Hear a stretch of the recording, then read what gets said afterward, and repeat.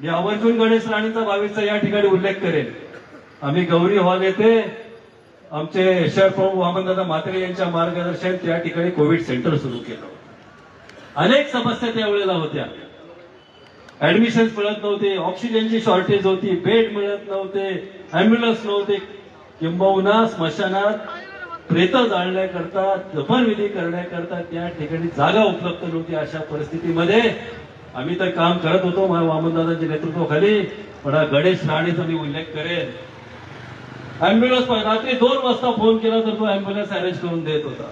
मी एक अनुभव सांगतो, अंगावर काटा आणणारा अनुभव होता. आम्ही गौरी हॉल येथे कोविड सेंटर त्या ठिकाणी पाहणी करत होतो. अनेक वेळेला प्रसंग येत होते, रात्रीचे 12, 1, 2 वाजलेले असायचे आणि डॉक्टर फहीम त्यावेळेला होते. ते येऊन सांगायचे, श्रीधरराव आपला ऑक्सिजन 2 तास शिल्लक राहील एवढाच येतो. तो अगोदर संध्याकाळी सांगायचा ऑक्सिजन 6 तासात संपणार आहे. आम्ही यंत्रणा हलवायचो. काही काही वेळेला ऑक्सिजन त्या ठिकाणी अरेंज होत होता, पण बऱ्याचशा वेळेला स्थिती अशी आली का 2-3 तास राहिले तर तो ऑक्सिजन आला नसता तर 100-150 लोकांची त्या ठिकाणी डेथ झाली असती.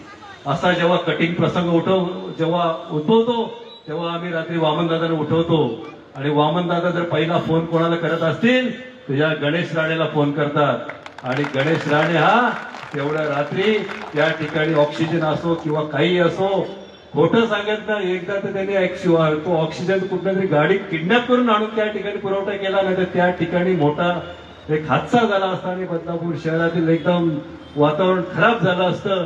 असा हा एक हाडाचा कार्यकर्ता आहे.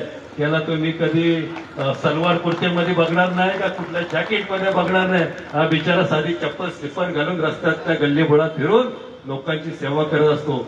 सांगायचं माझा एकच उल्लेख आहे, आमचा हा पक्ष कार्यकर्त्यांचा पक्ष आहे, हा नेत्यांचा पक्ष नाही. आणि ह्या कार्यकर्त्यांच्या जीवावर हा महाराष्ट्रात या ठिकाणी सत्तेत बसलेला पक्ष आहे. आमचे शिंदे साहेब बघा, रिक्षा ड्रायव्हर